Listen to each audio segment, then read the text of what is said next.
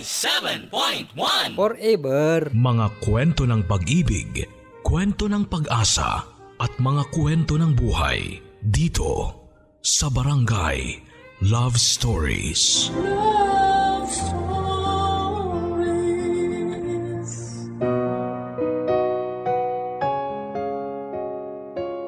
Ayon sa kasabihan ng mga matatanda, ang pag-aasawa ay hindi katulad ng mainit na kanin na kapag sinubo mo at napaso ka ay pwede mong iluwa.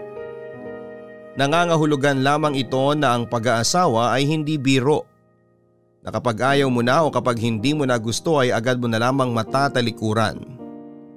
Ito ay isa sa mga napakahalagang yugto ng buhay ng isang lalaki at babae na dapat ay pinag-iisipang mabuti at pinaghahandaan bago pasukin, lalo na at maraming dapat isaalang-alang at isakripisyo.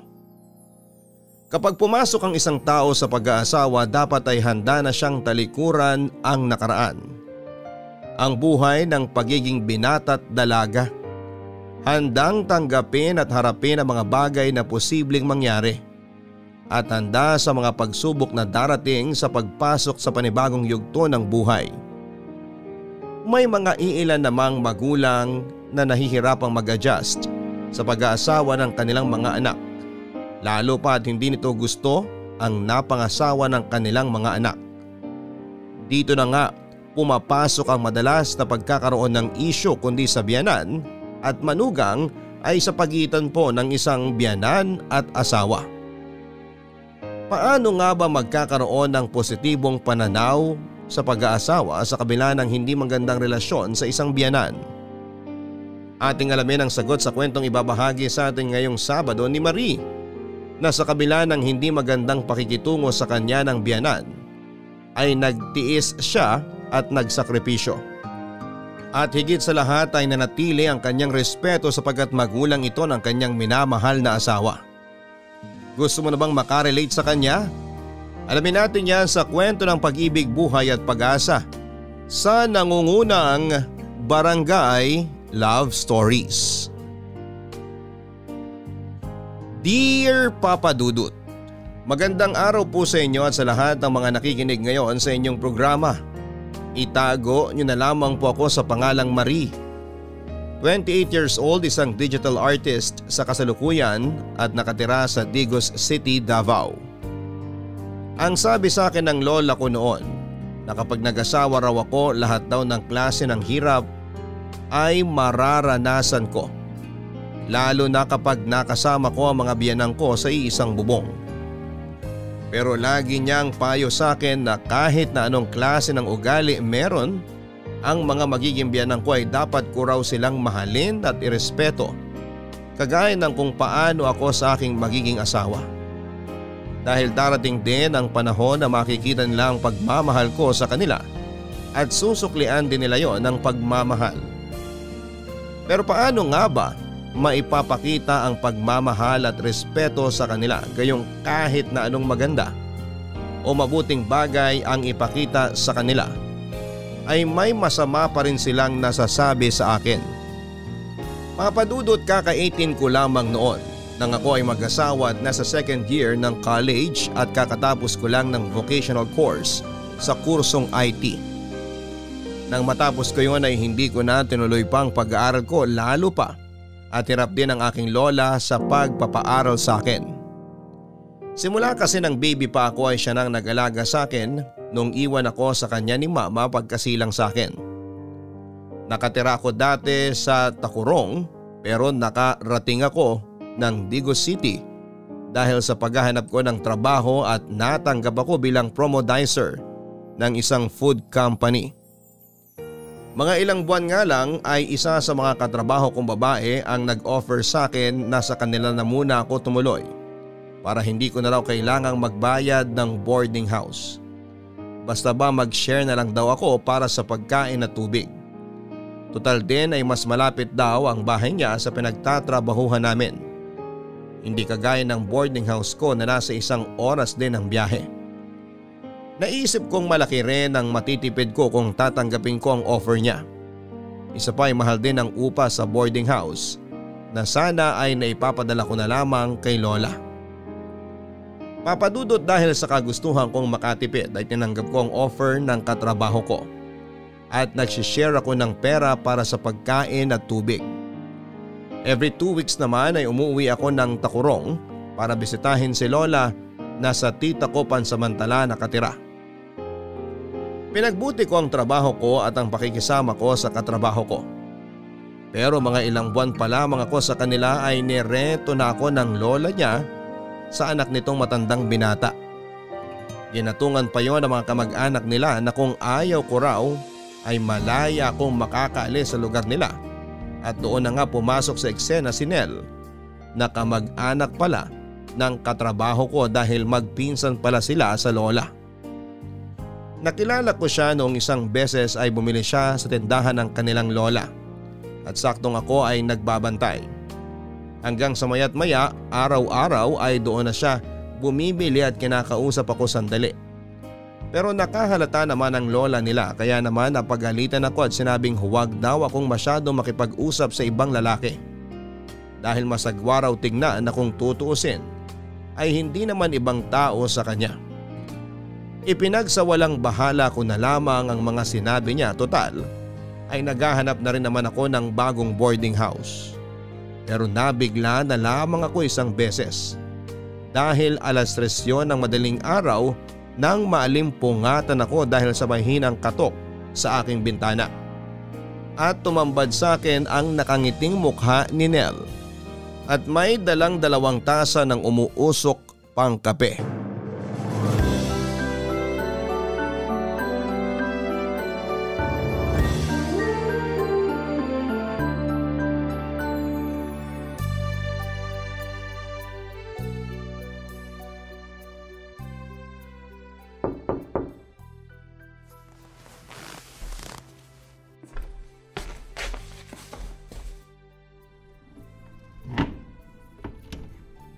Uy, anong ginagawa mo dyan sa labas? Baka may makakita sa'yo. Tara, kape tayo sa terrace. Sandali lang, lalabas ako.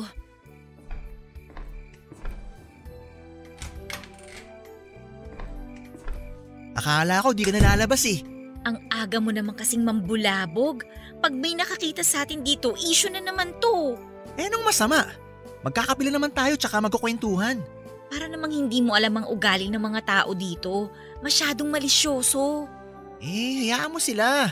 Ang importante, wala tayong ginagawang masama. Ang hirap naman kasi pag pinuntahan kita rito ng sikat na ang araw. Mas maraming matang nakatutok sa atin. Baka kasi mahuli tayo dito. Alam mo naman yung lola mo. Magbubunga nga na naman yun pag nalaman niya nag-uusap tayo dito sa labas ng ganitong oras. Ganyan talaga si Lola. Masanay ka na.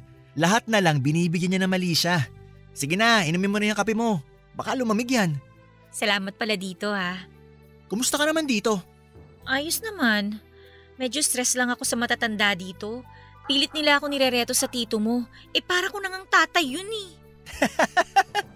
Lahat naman ng babae na mapadpad dito, nirereto nila sa tito ko eh. Mauubusan na yata ng babae. Bakit kasi wala pa siyang asawa? Pihikan yun eh. Lo? Pihikan pa siya sa lagay na yun? Oo. Kala mo kagandang lalaki. Grabe ka sa tito mo ha. Oh, bakit? Ikaw nag-umpisa eh. Pero wala akong sinabi. Ay, wag pala tayo masyadong maingay. Baka mapagalitan tayo ng lola mo pag nahuli tayo dito. Huwag kang masyadong matakot sa kanila. Wala ka namang ginagawang masama eh. Ano ka ba? Siyempre nakikisama ako. Kaya kailangan kong sumunod sa mga patakaran nila dito. Mahirap na baka mapatalsik pa ako dito nang wala sa oras. Di doon ka na lang sa amin. Akong bahala sa'yo. Ngik! Ayoko nga. Lalo mas malaking issue yun no. Dito ako nakikitira tapos lilipat ako sa inyo. Ang pangit naman tingnan nun. Ako nga ang bahala sa kanila. Pati sa mama ko. Papaalam kita. Ayoko pa rin. Baka may masabi lang silang hindi maganda tungkol sa atin. May masasabi naman ng mga yan kahit wala kang gawin. Wala naman silang di pinagchichismisan eh. Ayun na nga ang iniiwasan ko eh. Huwag ka na kasing makulit. Sige na nga. Pero kung magbago man ang isip mo, sabihan mo lang ako. Hindi na. Iniintay ko lang naman yung sweldo ko. Uuwi na lang ako ng Takurong. Babalik na lang ako dun sa amin. Di na tayo magkikita pag umuwi ka sa inyo. Wala tayong magagawa. Babalik na lang ako sa amin kesa naman mapangasawa ko yung tito mo. Pero pwede ka naman pumasyal sa amin kahit kailan mo gusto. Ako yung babae tapos ako yung papasyal sa bahay ng lalaki. Kung marunong nga lang ako bumiyahe mag-isa, ako mismo papasyal sa inyo eh. Yaan mo na. Basta ang gusto ko na lang mangyari, makauwi ako sa amin. Ikaw ang bahala. Pero sana lang, magbago pang isip mo.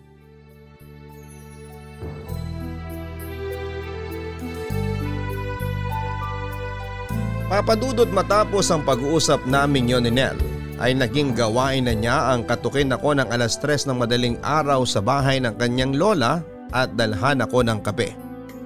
Pero doble ingat pa rin kami sa takot na baka mahuli kami ng lola niya at may ibang taong makakita at kung ano pa ang isipin tungkol sa amin. At sa ilang linggong pagkakakilala ko sa kanya ay masasabi kong mabait siya. Kaya naman agad ako nagkaroon ng crush sa kanya. Pero hindi nga nagtagal ay nalaman ng lola nila ang lihim naming pagkikita sa madaling araw at sinabihan akong malandi. Humingi naman ng dispensa sa akin ang katrabaho ko at sinabing pagpasensyahan ko na lang daw ang lola niya dahil matanda na at masyadong conservative. Pero sinabi niya rin na mas mabuting umalis na ako sa kanila para hindi na raw ako laging nakikita ng lola niya. Nakiusap naman ako na bigyan ako ng 1 linggo para makahanap ng lilipatan lalo pat hindi na ako pwedeng bumalik sa dati kong boarding house. At pumayag naman ito. Isang araw pa ay pumasyal ako sa bilyaran na binabantayan ni Nel na malapit lamang sa bahay ng lola ng katrabaho ko. At nang malaman nito yon ay nagalit ito ng husto. Nagulat na lang ako nang datnan ko sa labas ng bahay nila ang mga gamit ko nang makabalik ako. Panay pa ang sigaw niya na malandi akong babae kaya lumayas na raw ako sa bahay niya. Nagulat din ako sa biglang pagsulpot ni Nel sa likod ko at pilit na inaawat ng kanyang lola. Sa totoo lang, Papadudot, ay gustong gusto ko nang umuwi ng Takurong ng mga oras na yon. Dahil bukod sa masakit sa loob ko ang mga sinabi nila sa akin, ay nakaramdam ako ng matinding hiya lalo pa at pakiramdam ko ay wala akong kakampi ng mga oras na yon. Pero wala naman akong sapat na pera, pamasahe dahil malayo-layo pa ang araw ng sahod ko. Hindi naman ako makahiram ng pera sa mga kamag-anak ko dahil alam kong gipit din sila. Si Nel na nga mismo ang dumampot ng mga gamit ko. Sa kanya ako hinila papunta sa kanilang bahay. Papadudot, gulong-gulo ng mga oras na yon ang isipan ko at wala ako sa sarili para isipin pa kung ano ang tama at mali. Pero dahil ayoko na ng panibagong issue ay tumanggi ako sa offer niyang yon na doon muna ako pansamantala sa kanila. Isa pa'y masagwan tignan dahil nakikitira ako sa bahay ng tito niya tapos ay lilipat ako sa kanila. Iginiit naman niya na siya raw ang bahala sa akin at siya na rin daw ang bahalang magpaliwanag sa lola at tito niya pati na sa pamilya niya. At dahil wala na akong lakas para makipagtalo pa sa kanya ay hindi na lamang ako kumibo, Papadudot. Mas kinabahan ako ng husto nang dumating ang mama ni Nel kinahapunan galing sa pagtatanim nito ng mais sa bukid at saktong kalalabas lang ni Nel galing sa banyo. Kaya't agad niyang hinila ang ina palayo para kausapin. At dahil nga sa malayo silang dalawa ay hindi ko marinig ang pinag-uusapan nila. Pero base sa itsura ng mama niya at matatalas na tingin sa akin ay alam kong hindi nito gusto ang mga sinasabi ni Nel, Papadudot. Matapos nga nilang mag-usap ay nakangiting lumapit sa akin si Nel at sinabing pumayag na ang mama niya na doon muna ako sa kanila pansamantalang tumira. Nagpasalamat naman ako at sinabi kong hindi naman ako magtatagal at hinihintay ko lamang ang sahod ko para makauwi ng Takurong. Pero inirapan lamang ako ng mama ni Nel. Katabi ko nga sa pagtulog ang mama niya sa gabi dahil mahirap na raw at baka mapikot ko ang anak niya. Pero ilang araw pa nga lang akong naroroon ay kumalat na ang chismis na nag-asawa na raw si Nel at ako ngayon. Nagalit naman ang mama ni Nel sa mga nagpapakalat ng chismis na yon at sinabing hindi niya papayagang makapag-asawa ng dayo si Nel at pinagsawaan lamang ng tito nito. Nasaktan ako sa mga sinabi niya dahil unang-una sa lahat ay berhen pa ako at hindi ako pakawalang babae. Pero hindi ko magawang maisatinig yon dahil iniisip ko si Nel. Alam kong hindi niya magugustuhan kung sasagot-sagutin ko ang mama niya, pero kabaligtaran pa ang nangyari.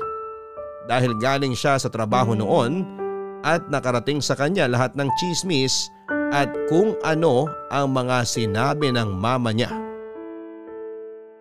Ma, ano tong naririnig kong chismis sa mga kapitbahay? Ha? Ano na namang chismis yan? Nag-usap na tayo tungkol sa pagtira ni Marie dito, di ba? Pumayag na kayo eh.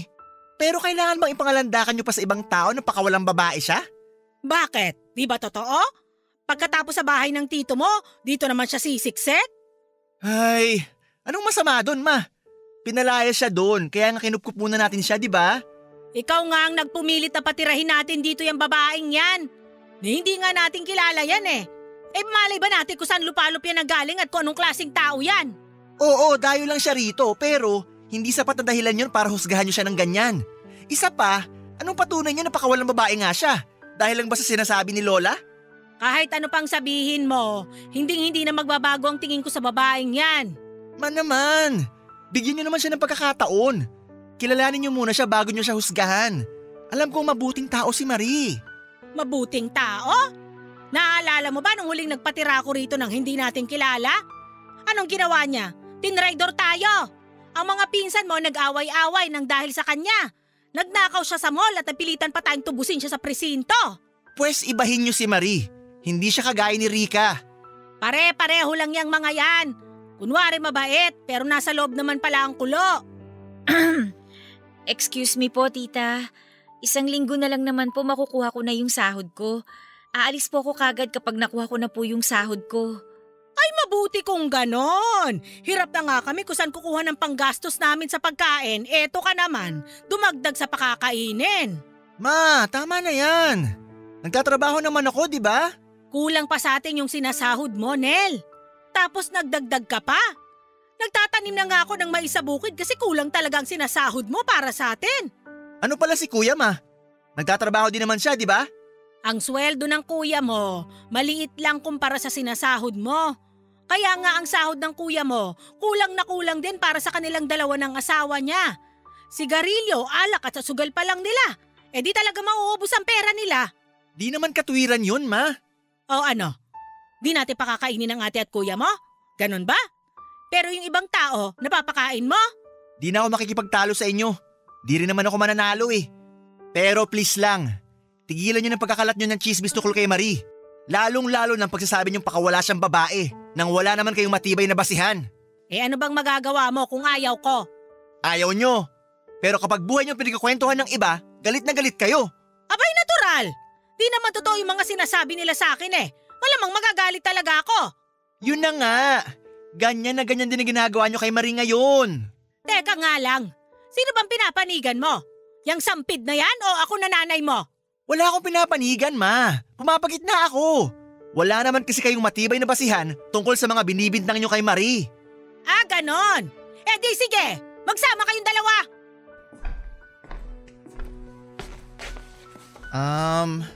Pasensya ka na kay mama. Wala yun. Naiintindihan ko naman ang mama mo. Hindi nyo nga naman ako kilala. Dayo lang ako rito sa lugar nyo. Pero di pa rin tama na husgahan ka niya ng ganon. Hayaan mo na. Aalis na rin naman ako eh. Hindi na ako magtatagal pa dito. Pwede ka naman dito ng ilang araw pa eh. Nagtatrabaho naman ako para may maipakain ako sa'yo. Isa pa nga yan. Nahihiya na rin ako sa'yo, no? Hayaan mo, pag nakuha ko yung sahod ko, babayaran kita kahit papano para sa mga kinakain ko rito. Ano ka ba? Wag na. Para ka namang ibang tao eh. Ibang tao naman talaga ako, di ba? Di ah. Espesyal ka kaya para sa akin. Lo? May ganun? Oo, bakit? Masama ba? Wala ka namang boyfriend, di ba? Wala nga. Eh ano bang hanap mo sa isang lalaki? Responsable, mabait, madiskarte, masipag, tsaka matanda ng 3 taon sa akin. Aba, ako na yan. Pwede nga. Oo. Nasa akin na lahat ng katangian na hinahanap mo sa isang lalaki. Tapos 3 taon pantanda ako sa'yo. 18 ka, 21 naman ako. Seryoso? Oo. Pakita ko pa yung birth certificate ko eh. Sige nga, pakita mo nga sa akin. Mamaya kunin ko pag alis ni mama. Kasama sa mga papeles niya yun eh. Ay, wag na. Baka mapagalitan ka na naman. Sus, Di naman magagalit na matagal sa akin yun. Tsaka matatanggap ka rin ni mama. Kasi balak na kitang maging asawa. Ha? Asawa? Agad-agad? Teka lang, ang babata pa natin para mag-asawa ha. Tsaka hindi naman kita boyfriend. Tsaka 1 buwan pa lang tayong magkakilala, no? Marami naman pagkakataon para kilalanin mo ko eh. Ay hindi talaga pwede. Masyado pa akong bata para mag-asawa. Hindi ko pa nga nagagawa magsaing ng hindi nasusunog eh. Marami pa akong hindi alam sa pag-aasawa. Napag-aaralan naman yan eh. Sabay tayong matututo. Ay nako, tsaka isa pa, hindi pa ako sawa sa pagkadalaga ko. Marami pa akong gustong gawin sa buhay ko. Ikaw ang bahala, di na kita pipilitin. Sa bagay, kailangan ko rin magpursige pa sa trabaho bago ko mag-asawa. O diba? At saka sabi ng lola ko, hindi raw biro ang pag-aasawa. Maraming dapat paghandaan at pag-isipan.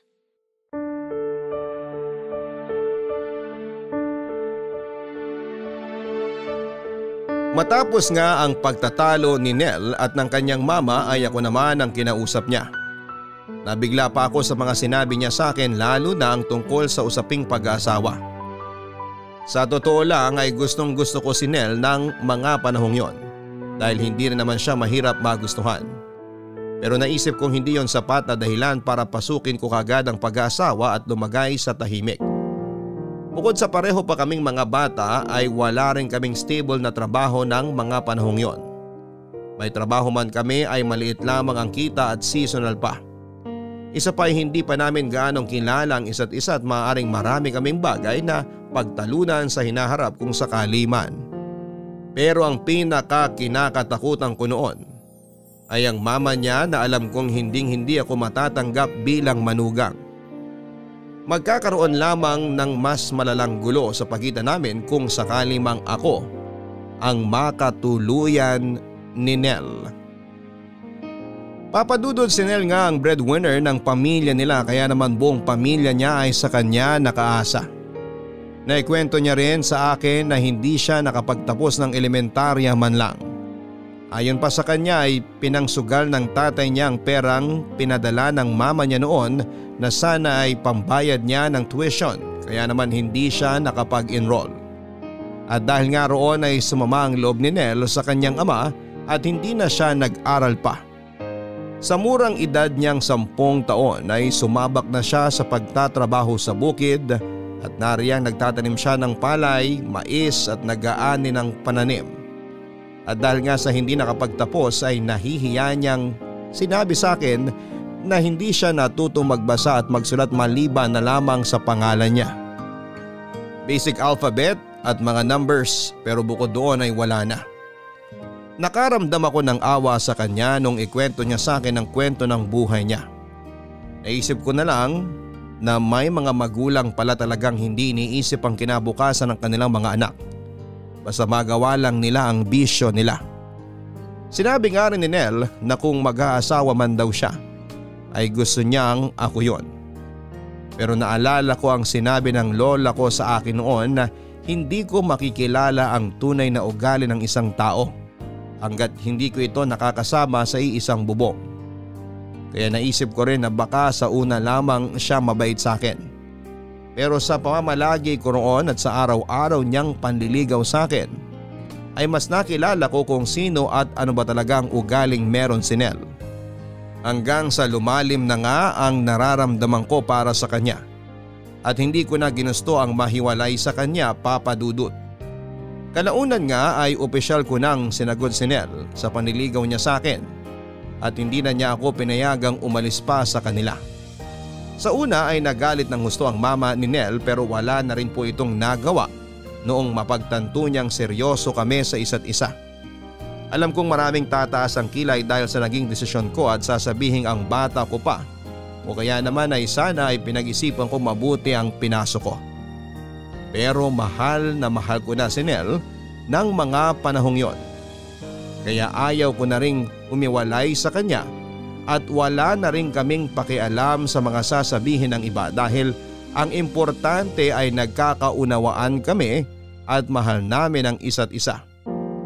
Pero ang inakala kong magiging maayos at masayang buhay mag-asawa namin ay hindi pala ganon kadali lalo na at hindi pa rin ako tanggap ng mama ni Nell. At dumagdag pa nga ang mga bilas ko na sina Ate Jane na asawa ng kuya niya na kasama rin namin sa bahay.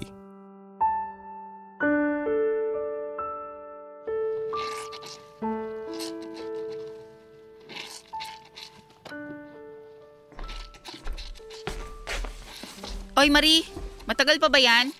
Wala pa ako sa kalahati eh. Kanina ka pang madaling araw dyan, 8:00 na, hindi ka pa rin tapos? Marami kasi to, te. Wala pa akong gamit na washing machine. Medyo mahapdi na nga yung mga kamay ko eh. Nagrereklamo ka? Ay, hindi naman. Nagpapaliwanag lang naman ako, ate. Ay mabuti ng malinaw. Tandaan mo pinasok mo yan, kaya panindigan mo. Alam ko naman yun. Kaya nga maluwag sa loob kong ginagawa to kasi nakikisama ako. Buti alam mo. Pero kung tutuusin, wala pa yan sa dinanas ko para lang matanggap ako ng biyenan ko. Magaan pa nga yang sa'yo eh. Ganun ba? Alam mo, hindi ko alam kung bakit inasawa ka ni Nel. Di ka naman mapera. Ngayon nga wala ka ng trabaho. Umaasa ka na lang din kay Nel. Isa pa, ang daming mga tsismosang pinag-uusapan si Nel. Kasi inasawa niya alaga ng tito niya. Ay, Ano? Di ka na naman magsasalita. Bakit? Nakakahiya ba? te, baka pwedeng iwan mo muna ako para matapos ko na din ito. Pinapaalis mo ko? Ano to, bastusan? Kinakausap pa kita tapos paaalisin mo ko? Hindi kita pinapaalis. Nakikiusap lang ako na iwan mo muna ako para sana matapos ko na tong paglalaba. Total minamadali mo ko. Sumasagot ka pa talaga? Ano bang pinagmamalaki mo ha? Pinulot ka lang naman ni Nel nung tinapon ka ng tito niya. O ano? Ang sama mo makatingin lalabang ka? Pareho lang naman tayong manugang dito ah. Hindi ko alam kung ba't ang laki ng galit mo sa akin, te. Dahil nag-asawa si Nel ng kagaya mong hindi namin alam kung saan ba talagang lupalop ng galing. Bakit? Ano ba ako? Isipin mo nga, tumira ka sa tito ni Nel. Tapos ngayon, dito ka naman lumipat. O anong problema dun, te? Asawa na ako ni Nel sa ayaw mo at sa gusto mo. Di naman kayo kasal. Ikaw ba, te? Kasal ka ba kay kuya? Hoy, huwag mong ibalik sa akin yung mga sinasabi ko Kumpara naman sa'yo, matagal na akong asawa ng kuya ni Nel. Eh ikaw, bagong salta ka lang naman dito Ni hindi ka nga namin kilala? Malay ba namin kung pakawala kang babae? Gigil na gigil ka sa akin kasi iniisip mong pakawala akong babae. Nung nalaman ko na kilala ka lang ni kuya sa bar na pinagtatrabahuhan mo dati, pinangalandakan ko ba? Bastos ka! Baka nakakalimutan mong mas matanda ako sa'yo. Tsaka sino nagsabi sa'yo niyan? Akala mo ba kaming dalawa lang ni nilang pinagchichismisan ng mga tao dito? Pati kayong dalawa ni kuya. Talaga? Hoy, ano ba yan? Nasa labas ako, rinig na rinig ko kayong dalawa. Ang sabi ko, silipin mo lang si Marie. Di ko sinabing makipagbangayang ka rito. Ito kasing si Marie, minamaliit ako. Kasi nakilala lang naman daw ako ni Oliver sa bar. Tumigil na kayong dalawa, ha? Pareho lang naman kayong pakawala. Ay, nako. Puro na lang pakawala ang nagiging manugang ko. Wala man lang matino. Ikaw naman, Marie, dali-dalian mo riyan at naghihintay yung mga hugasin mo. Baka gusto mong paliparin ko na naman sa labas yung mga plato na yon. Tatapusin ko na po kagad to. Mainam. At ikaw, Jane, iwan mo na si Marie dito. Wala ka rin namang matutulong dyan. O kaya naman, ikaw na lang maghugas ng plato. Naman, trabaho na ni Marie yun Edi iwanan mo na siya dito, tumalis ka na. Lika na, bago pa ako mabuisit sa'yo. Hoy, Marie! May araw ka rin sa aking babae ka!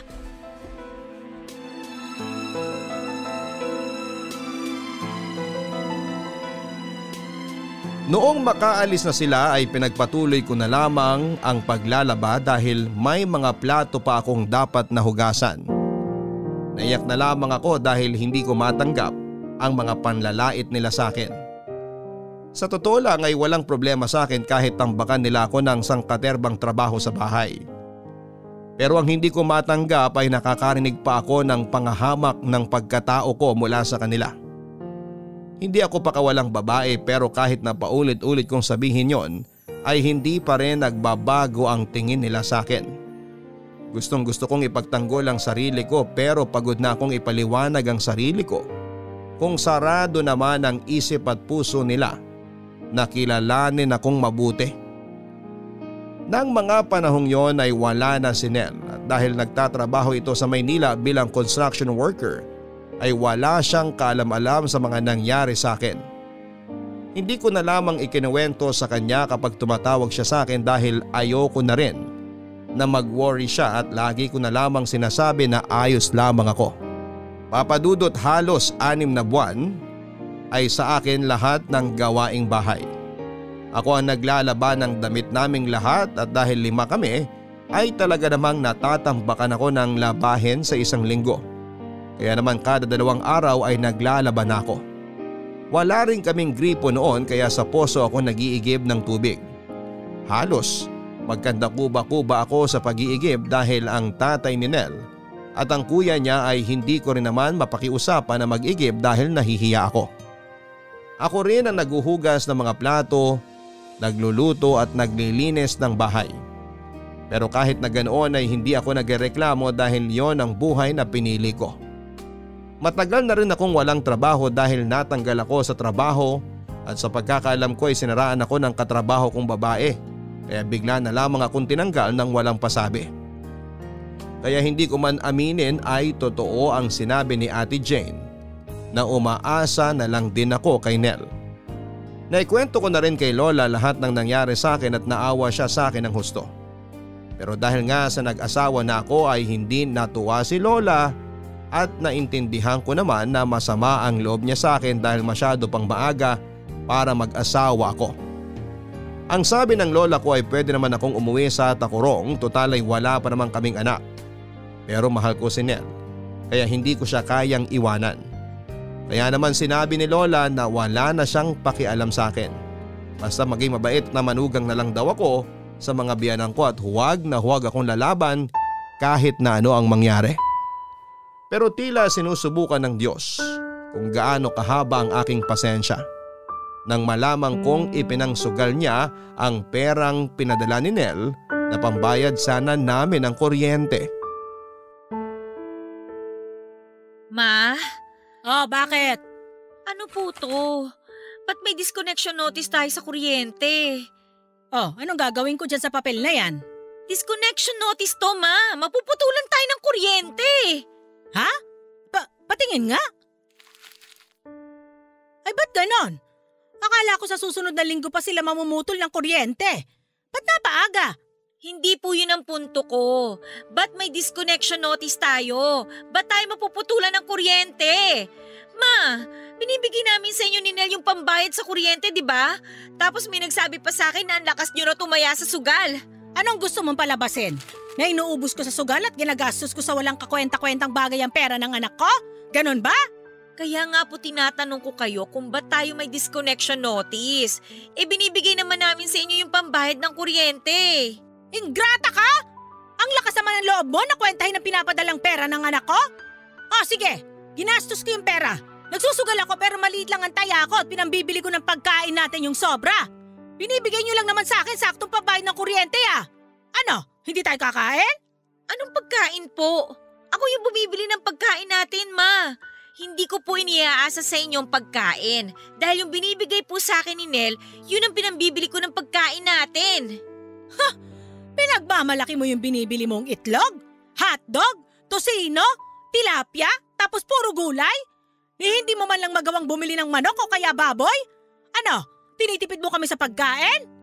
Ay, kayo na po ang nagsabi na kulang ang perang pinapadala ni Nel. Kaya wala po akong choice kundi pagkasyahin yung perang hawak ko para lang po kumpleto tayo makakain sa isang araw. Pasensya na po kayo kung sa tingin nyo tinitipid ko kayo, ma, pero hindi po talaga ganun. Alam mo, naiirita ako sa iyo eh. Kung makaasta ka, kala mo ikaw ang gumagastos. Pera naman ng anak ko yan ha. Sa'yo lang pinapadala. Pero ano, tinitipid mo kami. Tinitipid mo kaming pamilya niya. Hindi ko po kayo tinitipid, ma. Kailangan ko lang po talaga na pagkasyahin yung perang pinapadala niya. Pagkasyahin? O pumupuslit ka ng may tatabing pera? Ma, wala po kong tinatabing pera. Lahat po ng padala ni Nel sa mga gastusin dito sa bahay na pupunta. Sinungaling! Alam na alam ko yung mga ganyang tipo mo. Ano ngayon kung ginastos ko yung pera? May magagawa ka ba? Baka nakakalimutan mo, nanay ako ni Nel, kaya kung ako sa'yo, ayusin mo yung pagsagot-sagot mo sa akin ha? Baka di kita matansya. Wala kang utang na loob. Pagkatapos kitang tanggapin sa pamamahay ko, ganito'y gaganti mo sa akin? Sorry po, Ma. Iniisip ko lang naman po yung sasabihin ni Nel kapag nalaman niyang naputulan tayo ng kuryente. Eh di sabihin mo, nagastos ko. Ang dami mong sinasabi. Masyado kang makwenta. Ay, Alam mo, simula nang mapangasawa ka ng anak ko, di na ako nakakahawak ng pera. Samantalang dati-rate kapag sahod niya, sa akin lahat ang bagsak. Hihingi lang siya sa akin pag may bibilin siya. Pero ngayon, sa'yo lahat napupunta. di ba binibigyan naman po kayo ng 500 ni Nel kada Sabado? 500? Pinagmamalaki mo na yung 500? Anong gagawin ko sa 500? Sige nga, mababayaran ba ng 500 yung mga utang ko? Eh bakit po ba kasi kailangan yung pang mangutang? Ano bang pakialam mo? Itong tatandaan mo ha. Alamin mo kung saan ka lulugar. Yung pakalat-kalat ka. At isaksak mo sa kokote mo na hindi ka legal na asawa ni Nel. Kasal lang kayo sa banig! Ha! Ewan ko ba sa batang yon? Mag-aasawa na lang di pa pumili na mag-aangat sa amin sa hirap. Kung bakit ba kasi ikaw pa napangasawa niya? Walang kwenta!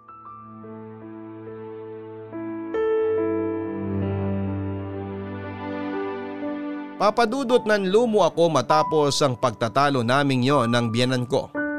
Hindi ko na alam kung ano bang klase ng pakikisama ang kailangan kong gawin para matanggap niya ako para sa anak niya. At dahil nga sa pagtatalo namin yon ay hindi ako kinibon ng biyenan ko. Kapag kinakausap ko naman siya ay tila wala siyang naririnig.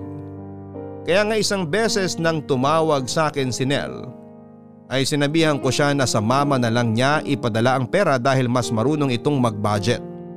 Naisip ko kasi na kung sa mama niya babagsak ang pera ay hindi na ito maghihinanakit kaya kahit nagtataka si Nel ay pumayag na lamang siya. Para na rin wala nang masabi ang mama niya lalo na sa usaping pera at gastusin sa bahay. Sa ilang buwan nga papadudot ay ang biyenan ko ang humahawak ng perang ipinapadala ni Nel. At sa ilang buwan na yon ay hindi man lang siya nag-abala na abutan ako kahit magkano. Pero hindi ko na lamang yung inintindi dahil wala rin naman akong bibilhin para sa sarili ko. Isa pa ay hindi ako mahilig gumastos dahil alam ko ang halaga ng bawat piso at ultimo sentimo lalo pa at napakahirap kumita ng pera. Sa ilang buwan nga na yon ay nagtiis kami ng walang kuryente. Ni hindi nag-abala ang biyenan ko na gumawa ng paraan para maipakabit ang kuryente pero nakikita ko siya na pasugal-sugal lamang. Naawa ako kay Nel ng mga panahong yon dahil mabigat ang trabaho niya. Pero ang perang pinaghihirapan niya ay napupunta lamang sa wala. Alam kong wala akong karapatan dahil sabi nga ng biyenan ko ay hindi kami kasal. Kaya hindi pa talaga kami legal na mag-asawa. At dumating na nga ang kinakatakutan kong pag-uwi ni Nel na sobrang nagtataka dahil wala nga kaming kuryente. Agad na kinumpronta ni Nel ang mama niya at tinanong kung bakit wala kaming kuryente. Ang alam kasi ni Nel ay ibinibigay ko sa mama niya ang pambayad ng kuryente at isa pa ang biyenan ko na walang humahawak na mga perang pinapadala niya. Minasama naman yon ang kanyang mama at sinabing nag-asawa lang daw siya ay nag-iba na ang ugali niya at nahawa na raw ito ng pag-uugali sa akin. Pero agad naman akong dinipensahan ni Nel at sinabing nagtatanong lamang siya kaya huwag na nitong ibahin ang usapan. Lalo na at namumroblema siya dahil tapos na rin ang trabaho niya sa Maynila kaya pansamantala na siyang walang trabaho. Nagalit ng husto ang biyenan ko sa pagkumpronta sa kanya ni Nel at sinabing kulang na kulang ang ipinapadala nito kaya wala raw karapatan si Nel na kwentahin siya at tanungin kung saan napupunta ang pera. Naglabas din naman ng saloobin si Nel na hindi niya pinupulot kung saan-saan ang perang pinapadala niya at napakabigat ng trabaho niya para lamang kitain ang perang yon. Nagtalo pa sila at galit na minura si Nel at sinabing wala itong utang na loob sa pagpapalaki nito sa kanya. At kung tutuusin ay anak lang daw nito si Nel at wala itong karapatang pagsabihan siya ng ganon. Pero bago pa lumalim ang pagtatalo nila ay inawat ko na si Nel at sinabi kong hayaan na lamang niya dahil nangyari na. At dahil nga sa wala ng trabaho sa Maynila si Nel ay bumalik siya sa pagtatanim ng palay sa bukid para kahit papaano ay may pakain kami sa isang araw. At habang ako naman ay naiiwan sa bahay ay wala pa rin kamalay-malay si Nel sa mga nangyayari sa akin at kung paano ako itrato ng pamilya niya. Kaya naman nabigla siya nang maabutan niya akong naglalaba ng sangkaterba na namang maruruming damit.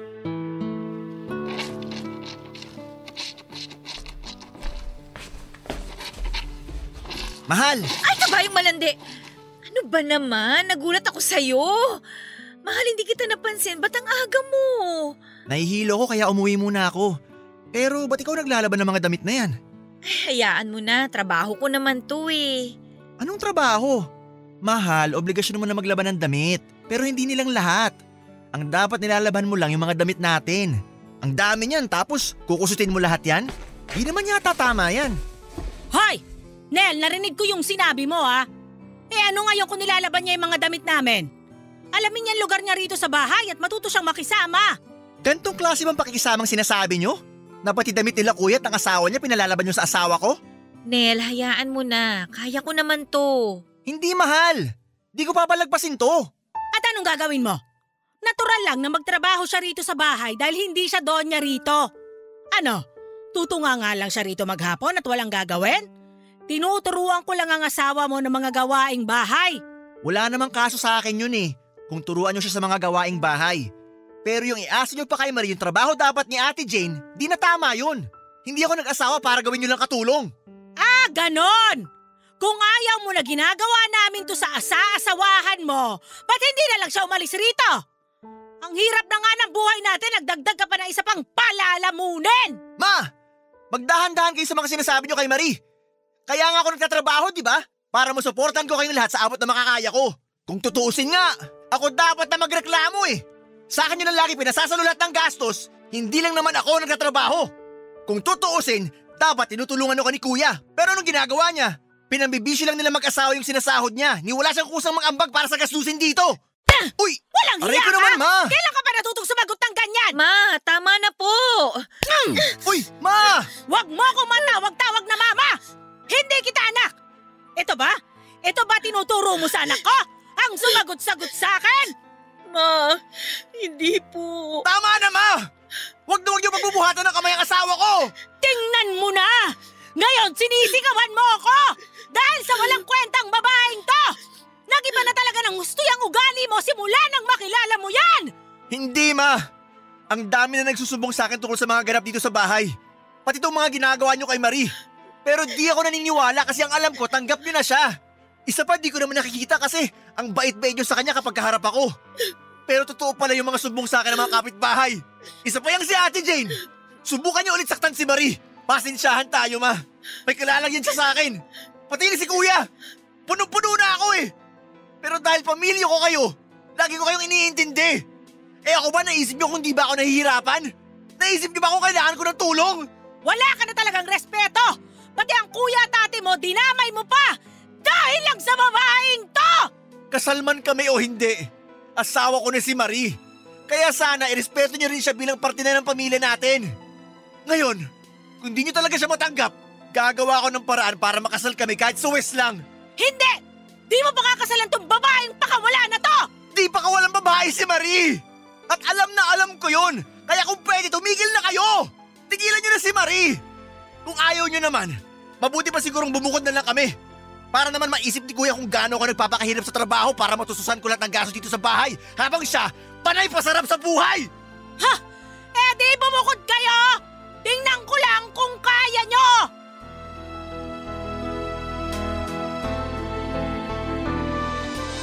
Papadudot noong ko lamang nakitang magalit si Nel dahil kilala ko siyang mabait at mahaba ang pasensya. At doon ko nga napatunayan na ang mababait ay nakakatakot magalit. Kinausap ko naman siya at sinabing magpalipas muna sila ng init ng ulo at sama ng loob dahil nanay niya pa rin naman si Mama Vanjie at hindi niya dapat yon sinasagot-sagot at sinisigawan. Ang sagot lang niya sa akin ay pasensya dahil napuno lang daw talaga siya at sumabog na lahat ng inipon niyang sama ng loob. Pero magsosorry naman daw siya sa kanyang mama kapag humupa na ang tensyon.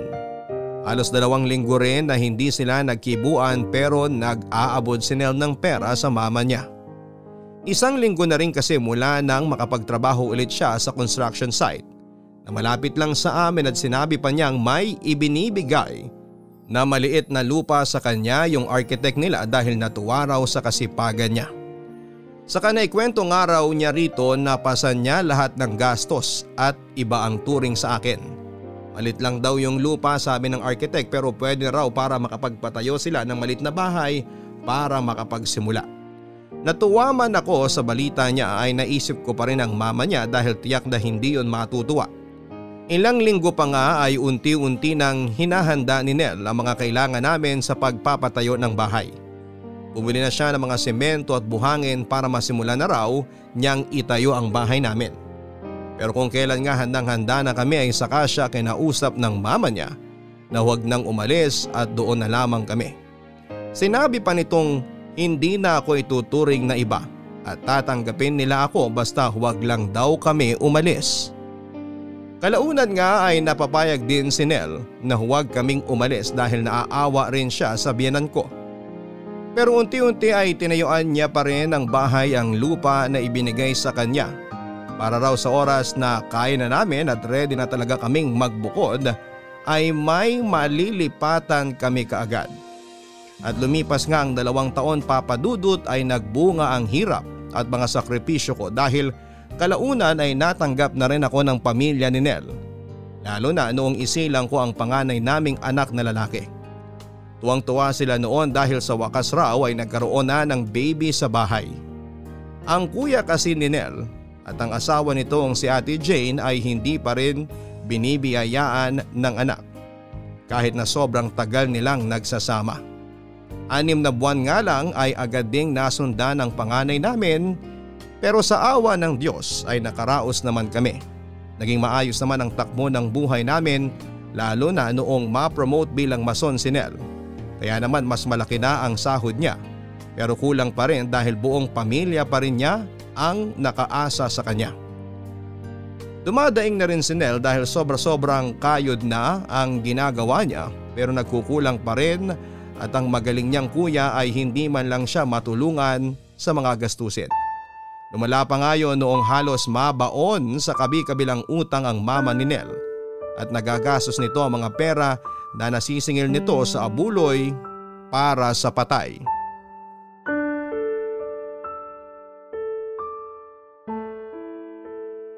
Ay, mababaliw na ako. Hindi ko alam kung saan ako kukuha ng pambayad sa perang nagastos ko. Nawala ko pa yung pitaka ko. May laman ding pera yon. Ano ba naman kayo, Nay? Magkano ba yung perang nagastos nyo? Tsaka yung laman ng pitaka? 3,000 yung nagastos ko. Tapos yung laman ng pitaka, 5,000. Ha? 5,000? Ang laki naman! Saan tayo kukuha ng pambayad dun? Sweldo ko nga nagkukulang pa sa atin eh. Ewan ko, di ko nga alam eh. Ipapabarangay daw nila ako kapag di ko nabayaran yon. Malamang. Ang laking pera nun eh. Kaso saan naman ako hahanap ng 8,000? Baka pwedeng makiusap ka muna sa architect mo. Sabihin mo emergency lang. Nakikipagkontrata lang din naman yung architect namin kaya walang hawak na ganun kalaking pera yun. Subukan mo nga eh. Gusto mo ba akong makulong? Ma, hindi ba sinabihan na po namin kayo ni Nel na wag na kayong maningil? Hayaan niyo na po silang gumawa nun. Paano ako di maniningil? Anong kakainin natin? Sige nga. Ayan na naman kayo. Paano kayong gumagastos sa pagkain? Ako nga bumibili ng pagkain natin. Aba, ilang araw ka ring walang trabaho kasi nag-uulan. Kaya ako nang bumibili ng pagkain. 3 araw lang naman ako di nakapasok ah. 3,000 agad na gastos nyo? Tsaka nawala nyo ba talaga yung pitaka o pinansugal nyo yung pera? Ang dami nagsasabi ang lakas nyo raw tumaya sa sugal. Araw-araw pa. Kita mo na! Kaugali ka na talaga ni Marie! Wala na! Pabayaan nyo na akong makulong! Tutulungan nyo na lang ako, ang dami nyo pang sinasabi! Ayan ang problema sa inyo eh. Ayaw nyo na pagsasabihan kayo. Tinatanong ko lang naman kayo. Kagaya niyan, gumawa kayo ng problema. Sinong gagawa ng paraan ngayon? Ako. Ako na naman. Asan ba kasi si kuya? Nasa inuman na naman. Ba't di nyo rin siya paghanapin ng pera? Ay nako! Alam mo namang walang mahahanapan yon. Paano? Sira rin sila sa mga pinagkakautangan nila. Kaya wag mo nang asahan ng kuya mo. Hihingi ba ako ng tulong sa'yo kung may magagawa ang kuya mo? Si tatay, di siya magpatulong sa mga kapatid niya. Kila tito. Kung di nila kayo matutulungan, ano na lang ang gagawin nila sa limpak-limpak na pera nila? Sabihin niyo sa kanila hulug-hulugan ko na lang kada sweldo ko. Ay! Isa pa yang tatay mo! Kesyo nahihiya raw siyang lumapit sa mga kapatid niya. Hayaan mo na nga! Kung ayaw mo akong tulungan, pabayaan niyo na akong makulong! Makaalis na nga! Wala rin naman ako mapala sa'yo! Mababaliw na ako talaga sa inyo! Ay, mababaliw na rin yata ako. Wag naman, mahal. May mga anak tayo na umaasa sa atin. Pagsubok lang to. Kaya natin to basta magkasama tayo. Salamat, mahal. Kayo na lang ng anak natin na nagpapatatag ng loob ko. Pamilya tayo. Kaya tayo lang din naman ang magdadamayan. Kaso, di ko alam kung saan nakukuha ng ganong kalaking pera. Ay, si mama kasi. Di ko alam kung ano tumatakbo sa isip niya. Gagawa-gawa siya ng problema tapos sino mahihirapan? Ako lang naman.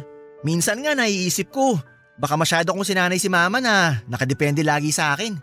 Hayaan mo na. Wala rin naman tayong magagawa eh. Kahit pagbali-baliktarin mo man ang mundo, nanay mo pa rin siya. Utang mo sa kanya kung bakit nabubuhay ka dito sa mundo. Alam ko naman yun. Pero hanggang kailan pa magiging ganito? Hanggang kailan ko kailangan bayaran ng utang na loob ko dahil lang sinilang niya ako sa mundo? Shh! Tama na, tama na.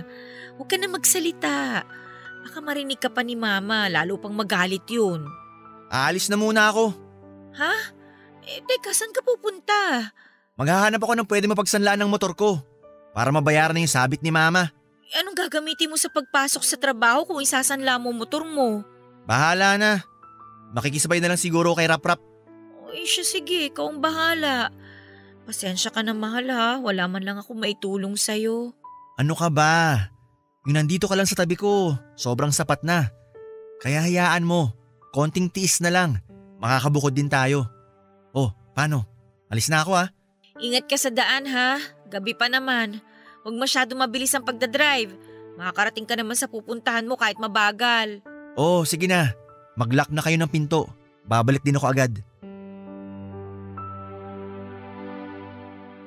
Papadudot dahil nga sa hindi rin natiis ni Nel, ang mama niya ay sinanla niya ang motor niya sa halagang 8,000. Pero nang matapos nga niyang may sanlayon ay napansin ko na lagi siyang nasa sulok pagkagaling sa trabaho at walang imik.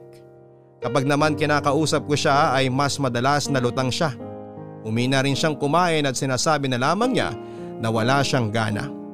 Sa totoo lang ay awang-awa na ako kay Nel pero wala man lang akong magawa para matulungan siya sa mga problema niya. Nag-worry na rin ako ng husto dahil baka depressed na siya sa mga kabi-kabilang problema na nararanasan niya pero sinigurado ko naman na lagi lang akong nakaalalay sa kanya at hinihintay ko lang siya na maglabas ng sama ng loob. Mas nahirapan pa kami noong nagka-pandemic outbreak dahil pansamantala siyang natigil sa trabaho at kapapanganak ko lamang sa bunso namin noon. Kaya pinoproblema ko kung paano na ang gatas at diaper niya. Kaya naman nagtiyaga ako noon na magpahilot para magkagatas ako at maipa-breastfeed ang anak ko dahil kung diaper lamang naman ay magagawang ko pa naman ang paraan. Ilang buwan din kaming hirap at halos nangangapa pero dahil nga sa hirap na yon ay naisipan kong magtanong sa mga dati kong kaibigan at katrabaho kung may alam silang pwedeng pag-applyan ng work from home at halos lahat sila ay wala ang isinagot sa akin.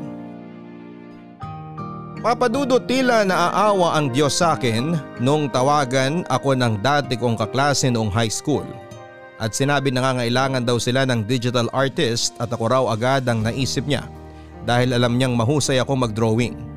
Agad niya akong pinagawa ng isang sample via traditional art dahil wala pa naman akong drawing tablet at pinascan ko nga ang sample para makita ng boss niya.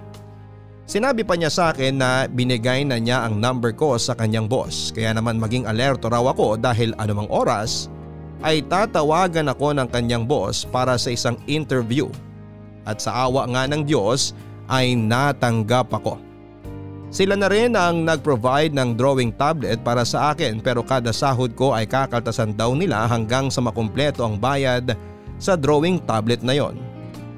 Nagpapasalamat naman ako dahil kahit papaano ay may trabaho na ako na related pa rin sa passion ko.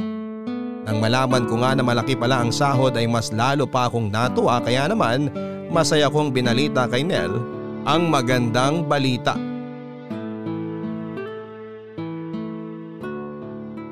Mahal, dininig na ni Lord yung panalangin ko. Na alin? Na makahanap ako ng trabaho. Wow! Congrats, mahal! Pero huwag ka maingay ha. Atin-atin muna to. Gusto ko kasing may maipon muna ako para matapos na yung bahay na pinapagawa natin. Sige, wala namang problema. Tahimik lang ako. Pero, congrats ulit, mahal. Thank you, mahal ha. Ano bang trabaho yan? Digital artist, mahal. Digital artist? Ano yun? Parang mga traditional artist lang. Yung mga nagdo-drawing. Pero ang kaibahan nito, may gamit kaming tablet. Mamaya papakita ko sa'yo. Nakatago lang yung tablet kasi hindi pa naman ako nagsisimula. Doon ka magdodrawing?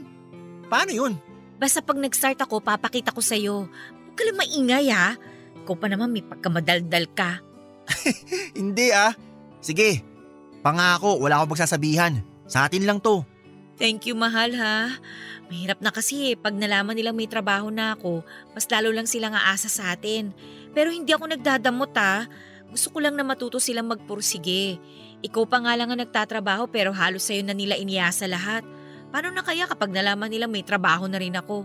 Baka nga hindi na magtrabaho si kuya eh. Naintindihan naman kita, mahal. Kaya huwag ka mag-alala. Basta sikapin natin na makompleto na yung mga kailangan para matapos yung bahay natin. Kailan ka ba magsisimula? Next week daw kasi magbi-meeting pa raw sila kung anong concept ang kailangan. Di ko alam yung concept, mahal. Alam mo namang mababa lang pinag-aralan ko, di ba? Hayaan mo na nga. Ipapakita ko na lang sa'yo kapag magdodrawing na ako. At least yung trabaho mo matagal mo nang hilig. Di ka na mahihirapan. Hindi naman madaling mag-drawing, mahal. Bukod sa gumagana yung utak ko para paganahin yung imagination ko, gumagana rin yung kamay ko. Sabagay, pero good luck sa'yo. Alam kong kayang-kaya mo yan. Salamat, mahal ha. Ngayon matutulungan na kita. Ang tagal ko rin nagpabigat sa'yo. Ano ka ba? Di ka pabigat sa akin, kayo ng mga anak natin. Kahit kailan di ko iisiping pabigat kayo. Kasi kayo yung pamilyang binuo ko at mahal na mahal ko kayo. Mahal na mahal ka rin namin. Napakaswerte ko na ikaw ang naging asawa ko. Mas maswerte ako kasi nagkaroon ako ng asawang matalino, mapagmahal, responsable. Bonus na lang na maganda at sexy ka. Bolero. Sabunutan kita dyan eh. Malamang maganda at sexy ako sa paningin mo. Love is blind nga, di ba? Di ah. Di naman ako bulag at lalong hindi malabo ang mata ko. Basta para sa akin, ikaw nag-iisang babae sa buhay ko. Bukod kay mama, syempre. Oo na. Bala ko nga pala sa unang sahod ko, makapag-grocery tayo ng mga pagkain. Pati yung pagkain ng mga bata.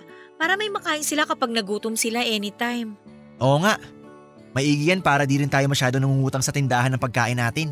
Mag-stock na rin ako ng diaper tsaka gatas ni Bunso. Para kung emergency at wala pa tayong mga sahod, di hindi siya mauubusan ng gatas at diaper. Mabuti pa nga. Naiiyak ako pag nauubusan siya ng gatas at diaper eh. Tapos wala akong pera na mahugot pambili. Hayaan mo, unti-unti maibibigay natin lahat ng pangangailangan nila. Makakaraos din tayo sa lahat ng ito, mahal. Basta lagi lang tayong magkasamang buong pamilya. Oo naman. Basta magsikap lang tayo sa mga trabaho natin para mabigyan natin ng maayos na buhay ang mga anak natin. Ayoko maranasan nila ang hirap na pinagdaanan natin. Gusto ko makatapos sila ng pag-aaral, di katulad ko. Mangyayari lahat ng mga hangad nating mabuti para sa mga anak natin, mahal. At huwag mong minamalit ang sarili mo ha dahil lang sa hindi ka nakatapos ng pag-aaral. Ang isipin mo, may marangal kang trabaho. Mahal mo ang pamilya mo, kaya nagsisikap ka para sa amin. Salamat, mahal. Salamat kasi di mo ko sinukuan sa kabila ng mga pinagdaanan mong hirap sa pamilya ko. Lalo na kay mama at kay ate Jane. Wala yun. Tiniis ko lahat yun dahil sa pagmamahal ko sa'yo. Mahal na mahal kita at hindi ganun kababaw ang pagmamahal ko sa'yo para sukuan kita basta-basta na lang.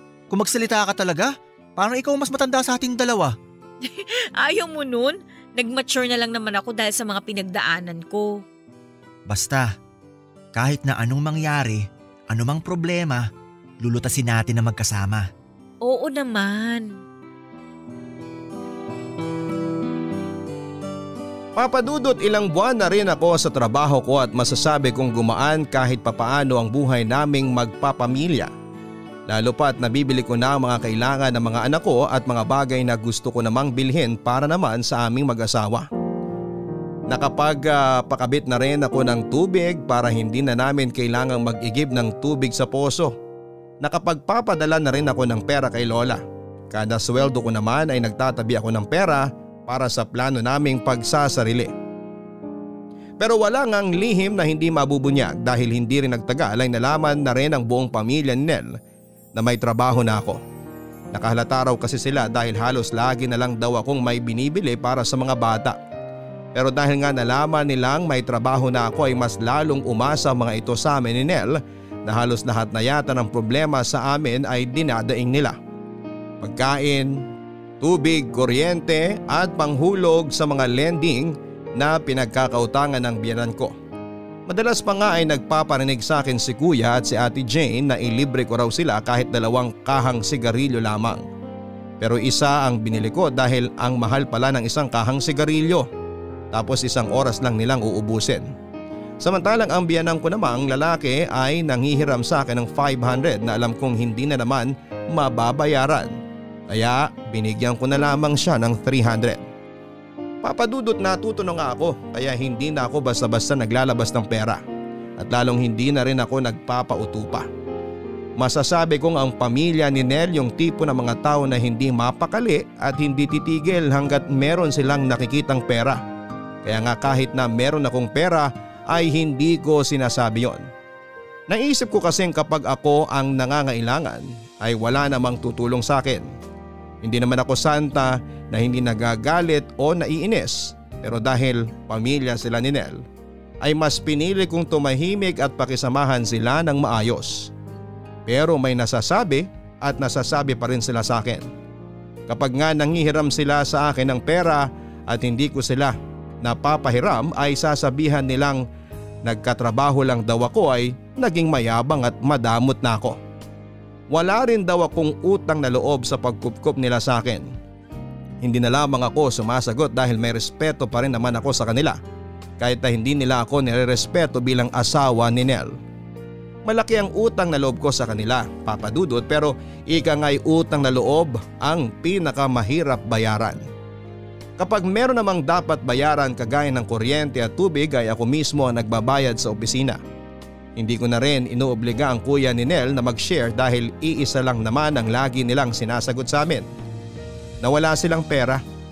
Isang beses nga ay kinausap sila ni Nel na kung ayaw daw nilang magambag sa gastusin sa kuryente at tubig ay wag na silang gumamit dahil nakakahiya naman daw sa nagbabayad tapos sila ay tamang pasarap lamang sa buhay. Walang iniintindi at kaintulog lamang ang alam. Isa pa ay simula nang malaman nilang may trabaho na ako ay kaliwat kanan na ang pinag-applyan ng loan ng biyanang kong babae at pinipilit pa akong maging co-maker. Pero paulit-ulit lamang din akong tumatanggi kasi alam kong kapag wala siyang pangbayad ay ako ang sisingilin ng kolektor nila. Sinabi naman sa akin ni Nel na huwag ko nang intindihin ang mga lending ng biyanang ko. At ayaw na rin niyang makialam pa dahil namimihasa lang daw ang biyanan ko. Pero kapag hindi naman ako nakakatiis at alam kong wala talagang pambayad ng biyanang ko ay nag-aabot ako kahit papaano. Ayaw ko naman na karmahin ako dahil naging madamot ako sa mga biyanan ko. Lagi ngang paalala sa akin ni Lola na mahalin ko raw ang mga biyanan ko dahil kahit na hindi maayos ang trato sa akin dahil mas matindi raw ang karma kapag lumaban ako sa kanila at hindi sila inirespeto. May mga panahon lang talaga na hindi ko mapigilang isatinig ang mga gusto kong sabihin, pero sa maayos namang paraan. Isa pa ay nag-iipon na kaming mag-asawa para matapos na ang bahay na ginagawa ni Nel para sa amin na malayo sa pamilya niya. Nagtanong pala ako sa isa kong tito. Yung sinasabi ko sa iyo na nagpatayo ng bahay malapit sa may tabing sapa. Anong tinanong mo sa tito mo? Tinanong ko sa kanya kung magkano magpakabit ng sariling kontador ng kuryente. O magkano daw? 2,500 daw yun. Lahat-lahat na yon? O may iba pang babayaran? Lahat-lahat na raw yun eh. Ano-ano naman daw yung mga kailangan? Ang sabi ni tito, isang valid ID lang tapos barangay clearance. Sige, may valid ID naman ako dito.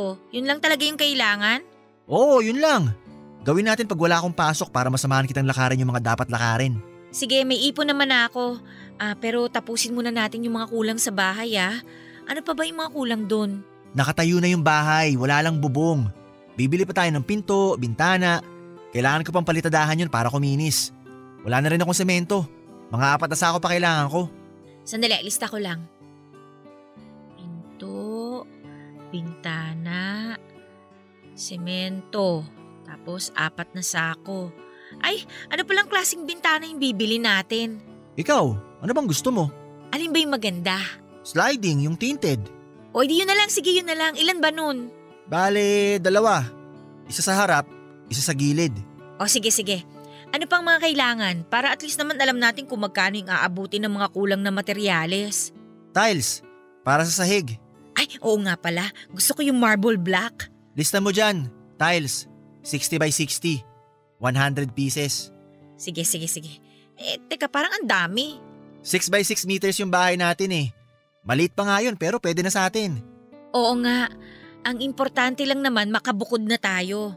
Bibili pa nga pala tayo ng tangke ng gas, kalan, tsaka iba pang mga kasangkapan. Ilista mo na rin dyan. Oh, ba't parang hindi ka naman masaya na bubukod na tayo? Di naman sa ganon. Naisip ko lang kasi sila mama. Ako lang inaasahan niya tapos lalayo pa ako sa kanya. Paano na sila? Mahal, bubukod lang naman tayo. Pero hindi ibig sabihin nun tatalikuran mo ng pamilya mo. Okay lang naman na tumulong-tulong tayo sa kanila. Pamilya mo yun eh. Pero gusto ko na kasi ng tahimik na buhay. Pero mangyayari lang yun kapag nagsarili na tayo. Kasi sa totoo lang ang hirap eh. Ang hirap nung magkakasama tayong lahat sa iisang bubong. Laging may kwentahang mangyayari. Pakiramdaman lagi sa pagbabayad ng bills. Ilang taon na ako nagtitiis at pilit na iniintindi sila. Lalo na yung kuya mo na walang ginawa kundi magpabigat sa atin. May trabaho nga siya pero yung sweldo niya, inuubos niya sa alak at sigarilyo. Yung asawa naman niya, ang lakas ding manigarilyo. Sugarol pa. Tapos pag hiningian natin sila ng share sa gastusin, sasabihin sa atin wala silang pera. Ano yun? Habang buhay tayong ganito, Nel? Sa atin sila aasa? Hindi tayo aasenso sa buhay natin kung hindi tayo aalis dito. Kasi yung pamilya mo, imbis na itulak kanila paangat, mas hinihila kanila pababa. Alam mo na dapat yan. Alam ko naman yun, mahal. Pero… Tsaka isipin mo nga, 3 na yung anak natin, oh. Nag-aaral na yung 2. Hindi nga natin maibigay sa kanila ng buo lahat yung pangangailangan nila. Kasi nga ang daming nakaasa sa'yo, sa atin. Natitipid ko na ng gusto yung mga anak natin, Nel. Kaya nga ako nagtatrabaho para sa kanila eh. Pero dahil nakikisama ako, wala akong choice. Ginawa ko na lahat ng pwede kong gawin. Binigay ko na lahat ng pwede kong ibigay. Hindi ba pwedeng yung unahin ko naman yung sarili kong pamilya? Hindi ba pwedeng kami naman muna ng mga anak mo unahin mo? Sorry, mahal. Sorry. Tumahan ka na. Hayaan mo. Bubukod na tayo kapag natapos ko na yung bahay natin. Huwag ka nang umiyak. Sorry, mahal Sorry talaga. Sumabog lang ako eh. Pero hindi ako galit sa'yo. Sorry. Wala yun, mahal. Alam ko nahihirapan ka na pero nagbubulag-bulagan ako. Dahil mahal ko rin ang pamilya ko at ayoko matawag na walang kwentang anak. Pero hayaan mo, babawi ako sa inyo. Bubukod na tayo tulad ng plano. Mahal na mahal ko kayo ng mga anak natin. At ayaw na rin kita makitang nahihirapan. Salamat, mahal Pasensya ka na kung nasigawan kita. Napuno lang talaga kasi ako eh. Makalipas pa nga ang ilang buwan, Papa Dudut, sa wakas ay natapos na rin ang aming munting bahay. Nakabili na rin kami ng mga gamit sa bahay kaya lilipat na lamang kami. Nagpaalam naman kami ng maayos sa mga biyanang ko pero nagalit pa ang biyanang kong babae dahil inilalayo ko raw sa kanya ang anak niya. Tinanggalan ko raw siya ng karapatan bilang nanay ni Nel. Gustuhin ko man na depensahan ang sarili ko at ipaliwanag na hindi ganon ang intensyon ko ay mas pinili ko na lamang na huwag kumibo dahil alam kong mas lalong sasama ang loob niya sa amin kapag nagsalita pa ako. Umalis kami ni Nel doon na may sama ng loob sa amin ng mama niya pero tahimik ako nagdadasal sa itaas na sana ay maintindihan nila kung bakit kailangan naming umalis. Isa pa ay may sarili ng pamilya si Nel at hindi habang buhay ay kailangan nilang dumepende sa kanya. Paminsan-minsan naman ay dinadalaw namin ni Nel ang pamilya niya o kaya naman ay ipinapasyal ko ang mga bata sa kanila. Inaabutan din namin ng pera at mga grocery ang biyanang kong babae kapag dinadalaw namin siya dahil kahit pagbalik-balik ta rin man ang mundo ay pamilya pa rin sila ng taong mahal ko. Sana lang balang araw ay matanggap nila ang naging desisyon namin lalo pat hindi namin yon ginawa para sa mga sarili namin, kundi para sa mga anak namin. Sa ngayon nga ay masaya na kaming nakatira sa bahay na pinaghirapan naming ipundar. Naibibigay na rin namin ang lahat ng kailangan ng mga anak namin at nakapag-iipon pa kami para sa aming magiging kasal sa susunod na taon kahit sa West lang. Naipakilala ko na rin ng personal si Nel sa mga kamag-anak ko, lalong-lalo na kay Lola.